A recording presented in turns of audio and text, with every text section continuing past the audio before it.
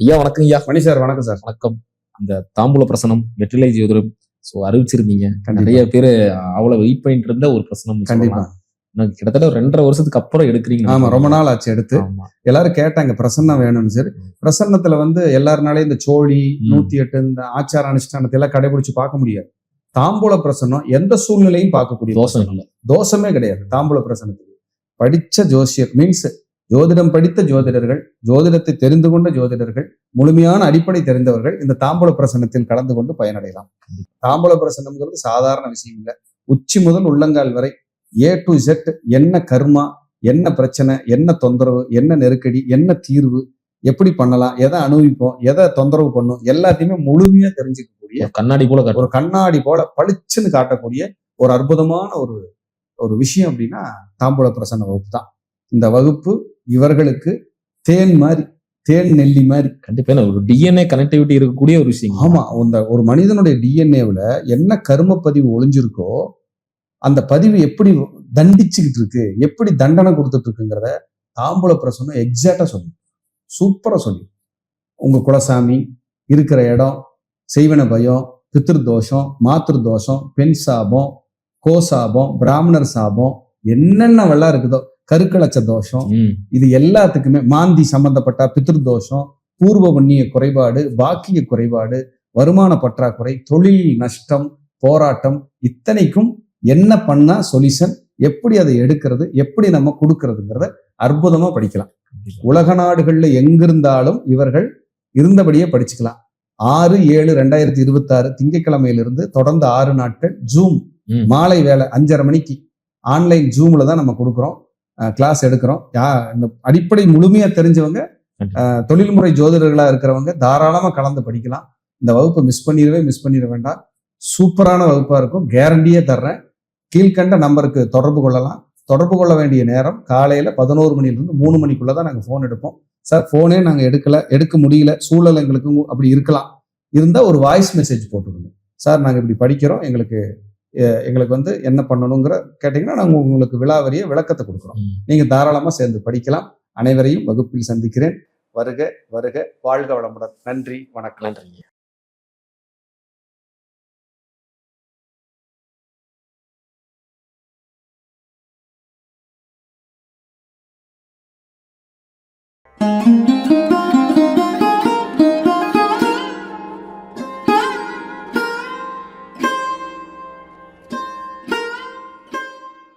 ஐயா வணக்கங்க ஐயா.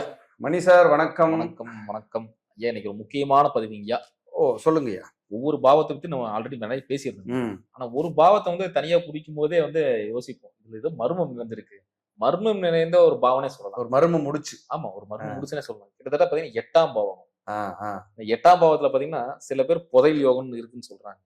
இன்னொரு சில பேர் பாத்தீங்கன்னா அதுல நிறைய மரணம் வரைக்கும் உங்களுக்கு டேஞ்சரான விஷயம் இருக்கு, அவமானம், அசிங்கம், இந்த மாதிரி நிறைய விஷயங்கள் இருக்கு. 8ங்கிற ஒரு பாவம் 2 விஷயத்தையும் பண்ணுது. வெத்ரா டிவி அன்பர்களுக்கு என் அன்பான வணக்கம். சார் 8ஆம் இடம் சார். சார் அது கெட்டதை செஞ்சதுன்னா எரிமலை சார், நல்லதை செஞ்சதுன்னா கோல்டு சுரங்கம் சார். அதுதான் சார் அதோட டெஃபினிஷன். கெட்டதுன்னா எரிமலை எப்படியோ அதுதான் சார். நல்லதை கொடுத்துச்சுன்னா அது ஒரு தங்க சுரங்கம் சார், மெயின். அப்போ கோல்டு மெயின்னு சொல்லலாம். அப்ப அப்படிப்பட்ட ஒரு 8ஆம் பாவத்தை பத்தி ஒரு புரிதல் வேணும் நமக்கு.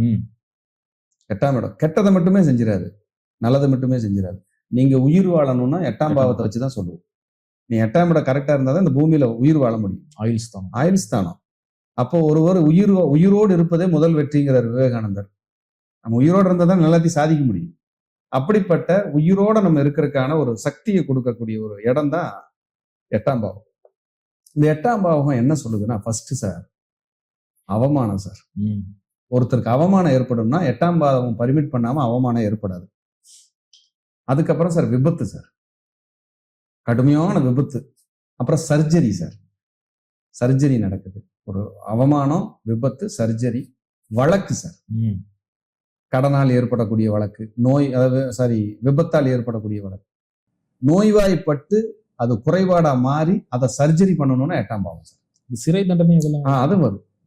சிறை தண்டனை சிறை தண்டனைனா ரிமாண்ட் பண்ணிட்டு 5 நாள் வெளியேறது 8ஆம் பாவம். நிரந்தரமா சிறையில கொண்டு உள்ள தள்ளிடுறது 12ஆம் பாவம். எப்படி பாருங்க. வேற்றுமை இருக்கு. சும்மா சாதாரண விஷயம் இல்லை. அதனாலதான் காலச்சக்கரத்துக்கு 8ஆம் இடத்துல சந்திரன் நீசமாவார்.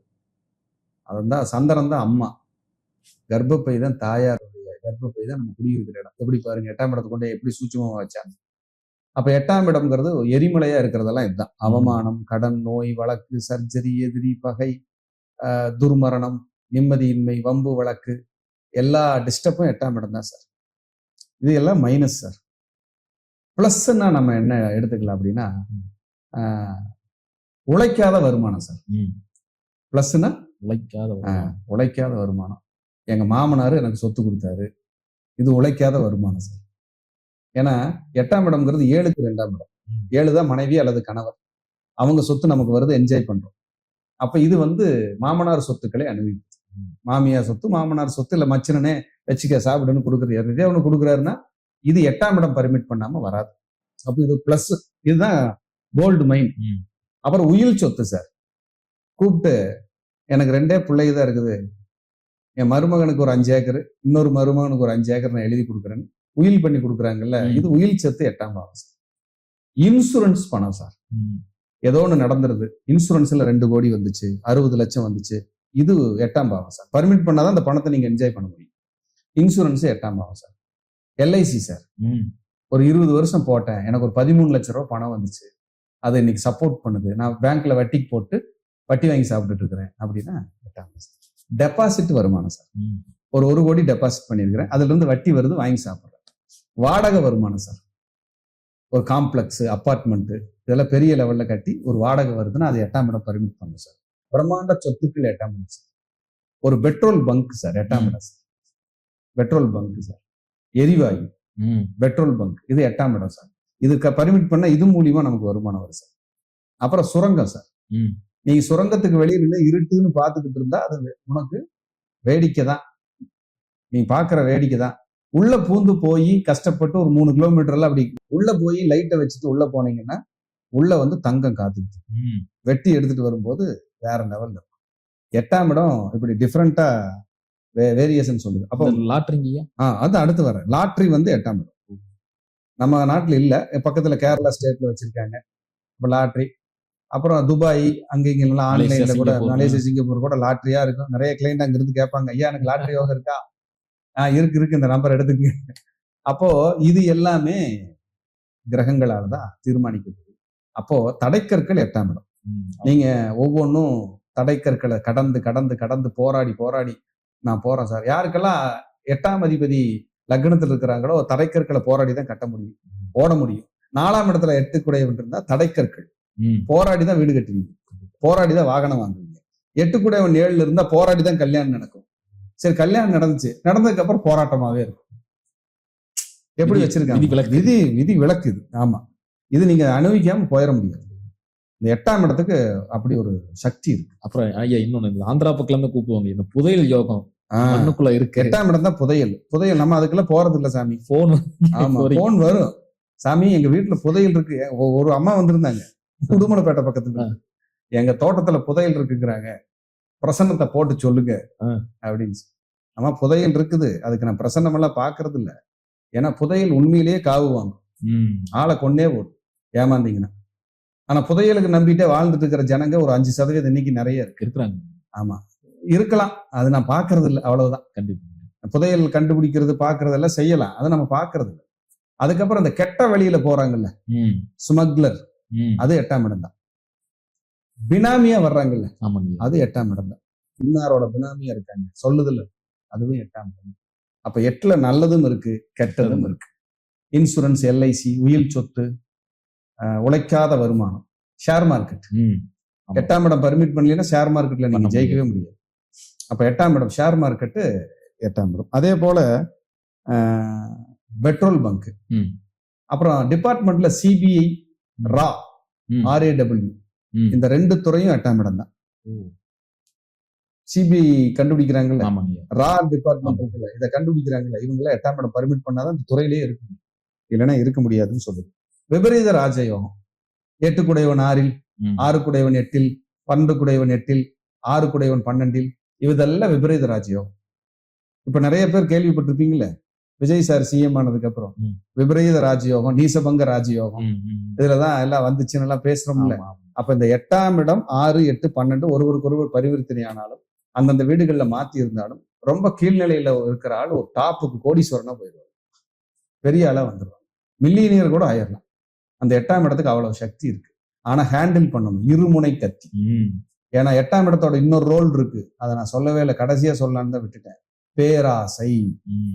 8ஆம் இடத்தோட இன்னொரு பேராசை. சக்திக்கு மீறி ஒருத்தன் யோசிக்கிறான்னா 8ஆம் இடம் வலுத்து இருக்கு சார். 8ஆம் இடம் பர்மிட் பண்ணாம சக்திக்கு மீறி யோசிக்கவே முடியாது. அப்ப சக்திக்கு மீறி நீங்க எங்காவது திங்க் பண்ணிட்டு இருக்கிறீங்க. ஒரு 30,000 ரூபாய்க்கு மொபைல் வாங்குறதுக்கு பதிலா 2 லட்சம் ரூபாய்க்கு வாங்கிட்டு வந்துருவாங்க. 40,000 ரூபாய்க்கு வாடகைக்கு வீடு குடியிருக்கிறதுக்கு 80,000 ரூபாய்க்கு எடுத்துட்டு இருப்பாங்க குடி.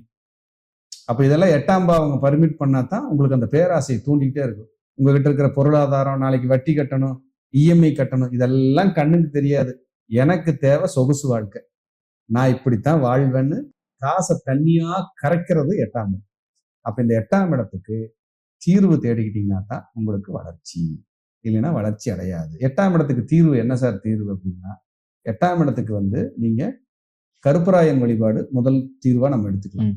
2வது பிருத்தியங்கரா, வாராகி, சரபேஸ்வரர், நரசிம்மர், மகிஷாசுரவர்த்தினி, இப்படி ஒரு உக்கிர தேவதைகள், உக்கிர தெய்வங்களை பூரா நீங்க வழிபடும் போது போர் குணம் கொண்ட வதம் செய்கின்ற பத்ரகாளி மாதிரி வதம் செய்கின்ற அந்த வழிபாடை மேற்கொள்ளும் போது 8ஆம் இடத்தினுடைய தாக்கத்தை நீங்கள் குறைத்துக் கொள்ளலாம். அப்ப உங்க ஜாதகப்படி 8ஆம் இடத்துல கிரகம் எப்படி இருக்கு, 8 எங்க இருக்கிறாருன்னு பார்த்துட்டு கவனமா ஹேண்டில் பண்ணுங்க. இல்லைன்னா உங்களுக்கு வட்டி வருமானம் இருக்குல்ல, வட்டிக்கு விட்டு சம்பாதிக்கிறாங்களா, அது 8ஆம் இடம் தான். இன்ட்ரெஸ்ட்டுக்கு விட்டு சம்பாதிக்கிறது, லோன் போடுறோம் இல்ல பேங்க்ல, அது 8ஆம் இடம் தான். நீங்க 8ஆம் இடம் நல்லா இல்லைன்னா பேங்க் லோன் நீங்க கிடைக்காது, வாங்கவே முடியாது. கொலாட்ரல் கொடுக்குறோம்ல, அடமான கடன், 3-8 தொடர்பு பத்திர அடமானம், 4-8 தொடர்பு வீடு அடமானம், 4-3-8 தொடர்பு வண்டி புக்கு அடமானம், 5-8-3 தொடர்பு நகை அடமானம், 5-3-8-12 தொடர்பு நகை அடமானத்துக்கு போய் வராது, வித்துருவாங்க, ஏலம் விட்டுருவாங்க. எவ்வளவு இருக்கு தெரியுங்களா ஜோசியத்துல? அது 8ஆம் பாவத்துல பாருங்க எவ்வளவு விஷயங்கள். இவ்வளவையும் நம்ம பார்த்து நம்ம ஜாதகத்துல ஒருத்தருக்கு ப்ரெடிக்ட் பண்ண முடியும், சொல்ல முடியும் அப்படிங்கிறது நிறைய இருக்கு. அப்போ 8ஆம் பாவம்ங்கிறது நிறையவும் இருக்கு, நல்லதும் இருக்கு, மிகச்சிறந்த கெட்டதும் இருக்கு. நல்லதுன்னா 20% எடுத்துக்கலாம், கெட்டதுன்னா 80% இருக்கு. ஜாக்கிரதையா இல்லைன்னா அந்த 8ஆம் பாவம் உங்களுக்கு ஸ்லோ பாய்சனா மாறிவிடும். கவனமா இருக்கணுங்கிறத எச்சரிக்கையா சொல்லி மீண்டும் ஒரு நல்ல பதிவில் சந்திக்கிறேன். நன்றி, வணக்கம், வாழ்க வளர்க.